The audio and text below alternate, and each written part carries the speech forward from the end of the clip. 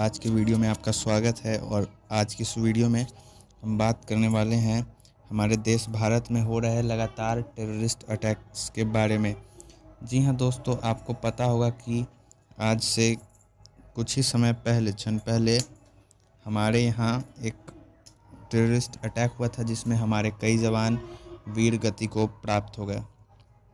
ये हमारे लिए काफ़ी दुखद है। जी हाँ दोस्तों, जैसा कि आप सभी जानते हैं, मैं अक्सर इस टॉपिक पर वीडियो लेकर के नहीं आता हूँ, लेकिन आज मैं इस वीडियो को बना रहा हूँ क्योंकि अभी हमारे देश में कुछ ऐसा हुआ है जो कि आपको जानना बहुत ज़रूरी है। और शायद अभी आप तक ये खबर पहुँच भी गई होगी और आप जान भी रहे होंगे कि हमारे जो 5 जवान हैं वो कठुआ में शहीद हो गए हैं, जो कि हमारे लिए काफ़ी दुखद खबर है। और ये हमारे लिए काफ़ी बड़ा ह्यूज लॉस है। और ऐसा जो हुआ वो एक टेररिस्ट अटैक हुआ था। और अभी तक भारत में लगभग इंडिया में जो 2024 में अभी कुछ ही समय पहले जो लोकसभा का इलेक्शन हुआ है उसके बाद से लगातार अटैक्स हो रहे हैं। ये 7वां और 8वां अटैक रहा है। ये 7th 8th अटैक अभी तक हो चुके हैं लगातार, और हम अपने कई जवान को खो चुके हैं।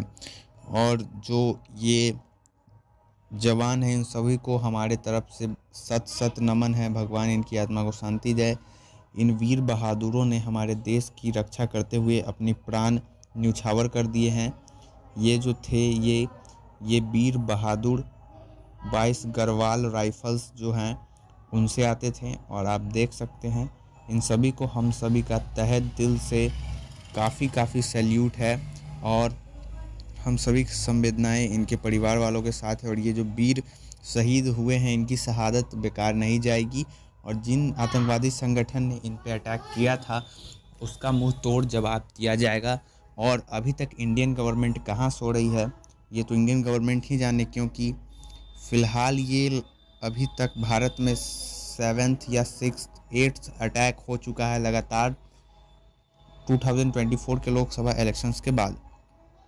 उसके अलावा आप देख सकते हैं ये जो हमारे सोल्जर्स शहीद हुए हैं इसमें वो आनंद सिंह रावत, राइफल अनुज नेगी और कई सारे हैं जिनका नाम आप देख सकते हैं। इन सभी को सत सत नमन, इन वीर बहादुरों को, इन भारत माँ के सुपूतों को जिन्होंने अपनी जान की परवाह किए बगैर हमारी भारत माता के लिए अपने प्राण न्यौछावर कर दिए। ऐसे जाबाज जवानों को हमारा सैल्यूट है, इन्हें सत सत नमन है। जी हाँ दोस्तों, उसके बाद जो हमारे डिफेंस मिनिस्टर हैं उन्होंने ये बताया है कि इस पे अटैक जो हुआ था इंडियन आर्मी की कॉन्वॉय पे, इसके बिहाइंड में अब एक बड़ा ऑपरेशन लॉन्च किया जा सकता है। जी हाँ दोस्तों, और ये जो अटैक्स हो रहे हैं ये कश्मीर में लगातार हो रहे हैं। और ये अटैक लगातार इंडिया में अभी जम्मू कश्मीर में हमारे यहाँ हो रहे हैं। और अभी आप जान रहे हैं कि इंडियन प्राइम मिनिस्टर अभी रसिया के दौरे पे हैं। कुछ दिन पहले ये रशिया गए हैं। और उसके बाद आप यहाँ पे देख सकते हैं यहीं वो कॉन्वॉय थी, यहीं वो गाड़ी थी जिस पे अटैक हुआ था और यहाँ से अटैक किया गया था। ये आप रास्ता एक साथ देख सकते हैं। ये जो रास्ता आपको दिख रहा है यहाँ पर गाड़ी वापस रिटर्न बैक होकर के पीछे नहीं जा सकती है, क्योंकि यहाँ पे इस डायरेक्शन में जा रही है और ये पहाड़ हैं और यहाँ पे काट करके रोड बनाया गया हुआ है। तो इसमें होता क्या है कि जो आर्मी का ट्रक था वो टोटली चोक्ड हो गया, वहाँ पे वो ब्लॉक हो गया, वो डायरेक्ट पीछे मुड़ के नहीं जा सका। और यहाँ से आप देख सकते हैं यहाँ से इन पे लगातार गोलियों की बौछार कर दी गई। और इनका ये जो ट्रक है मैं उसको आपको दिखाना चाहता हूँ, अगर इमेज हो तो मैं आपको बता दूँ। ये जो ट्रक है इस पे आप देख सकते हैं यहाँ पे ये जो गोली लगा है, क्योंकि इसकी जो शीशा थी इस ट्रक की वो बुलेट प्रूफ नहीं थी, इस वजह से यहाँ पे पूरा गोली पेनिट्रेट कर गया और हमारे 5 जाबाज शहीद हो गए। ये हमारे देश के लिए काफ़ी नुकसानदेह है। हमारे देश के काफ़ी बड़े कीमती रत्न हमने खोए हैं, लेकिन इसका जवाब दिया जाएगा। हमारे डिफेंस मिनिस्टर राजनाथ सिंह ने कहा है कि जो भी टेररिस्ट ऑर्गेनाइजेशन इस अटैक के पीछे थी उन पे कार्रवाई किया जाएगा, उनके खिलाफ बड़ा ऑपरेशन किया जाएगा और उनमें से किसी को भी नहीं छोड़ा जाएगा। जी हाँ दोस्तों, उसके बाद सवाल ये उठता है कि आखिर ये अटैक्स जो लगातार हो रहे हैं हमारे इंडियन आर्मी पे, ये 2024 लोकसभा इलेक्शंस के बाद रैपिडली काफ़ी ज़्यादा फ्रिक्वेंटली ये लगातार हो रहे हैं। जैसे कि आपने कुछ ही दिन पहले देखा होगा, 9 जून को एक अटैक हुआ, उसके बाद फिर लगातार जून के महीने में अटैक हुआ, फिर ये अटैक जम्मू कश्मीर के कठुआ इलाके में हुआ है। और इस वजह से काफ़ी ज़्यादा लोगों में वहाँ पे डर है, काफ़ी ज़्यादा लोग अब गुस्सा हो गए हैं, आक्रोशित हो गए हैं और लगातार इसके खिलाफ प्रोटेस्ट भी कर रहे हैं। तो उसके बाद क्वेश्चन उठता है कि आखिर ये जो अटैक्स हो रहे हैं लगातार, ये जो लगातार अटैक्स हमारे आर्मी पे हो रहे हैं, आखिर ये क्यों हो रहे हैं और इसकी संख्या इतनी तेज़ी से क्यों बढ़ गई है। तो 2024 में जो इलेक्शंस हुए थे उसमें जम्मू कश्मीर में भी इलेक्शंस हुआ था 5 लोकसभा कॉन्स्टिट्यूंसीज़ पे, ऐसा आप सभी को पता होगा। और उन लोकसभा कॉन्स्टिट्यूंसीज़ जो 5 लोकसभा कॉन्स्टिट्यूंसी पे इलेक्शंस हुए थे उसमें कुल 57% वोटर्स ने अपना मत दिया था, यानी वोटिंग की थी। और इससे क्या हम सभी को देखने को मिला, हमें इससे ये समझ में आया कि जो जम्मू कश्मीर के लोग हैं वो भी अब इंडियन इलेक्शन में इन्वॉल्व हो रहे हैं, कि उनका भी अब इंडियन गवर्नमेंट पे विश्वास होने लगा है। उन्हें भी ऐसा लगता है कि अब इंडिया में वो सेफ़ हैं और इंडिया में ही उनका डेवलपमेंट अब अच्छा से हो सकता है। इसीलिए 57% लोगों ने इलेक्शन में पार्टिसिपेट किया था। और इस वजह से वहाँ पे जितने भी छोटे मोटे अब टेररिस्ट ऑर्गेनाइजेशन बचे हुए हैं, जो भी मिटालिए, जो भी वो छोटे छोटे मिलिटेंट ग्रुप हैं, वो लगातार इस बात को देख करके खुश नहीं थे, क्योंकि इंडियन आर्मी और इंडियन गवर्नमेंट ने लगातार उन पे अटैक्स किए थे। और अभी जो कश्मीर में है वो आतंकवादी अपनी अंतिम सांसें गिन रही है। जी हाँ दोस्तों, आपको पता हो, आप मैप में देख सकते हैं, ये जम्मू कश्मीर का इलाका जो पाकिस्तान ऑक्युपाइड कश्मीर है ये वो है, और ये है जो हमारे अंडर में है। तो अभी जो अटैक्स हो रहे थे वो कश्मीर में हो रहे थे, लेकिन अब जम्मू में भी बढ़ गए हैं। लेकिन अब क्योंकि आप जानते हैं कि 57% लोगों ने मतदान किया, इससे वहाँ के जो भी मिलिटेंट ग्रुप है वो उनको ऐसा लग रहा है कि नहीं, अब यहाँ के जो लोग हैं अब वो इंडियन गवर्नमेंट के प्रति अपना फेट, अपना विश्वास दिखाने लगे हैं। इस वजह से उनका जो अस्तित्व है अब वो खतरे में आ चुका है।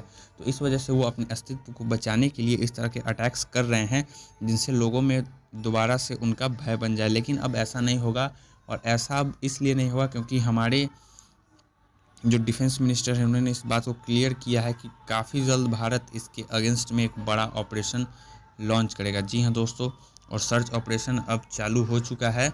और आप देख सकते हैं कि ये टेररिस्ट ग्रुप के खिलाफ जो भी अटैक्स हो रहे थे, अभी हमारे इंडिया में जो टेररिस्ट ग्रुप के खिलाफ जो भी एक्शंस लेने थे अब वो लिए जा रहे हैं, क्योंकि देखिए ये काफ़ी ज़्यादा हो चुका है, क्योंकि लगभग 7-8 अटैक हो चुके हैं लगातार एक ही महीने के 30 दिनों के भीतर ही। तो ये अपने आप में काफ़ी चिंता का विषय है।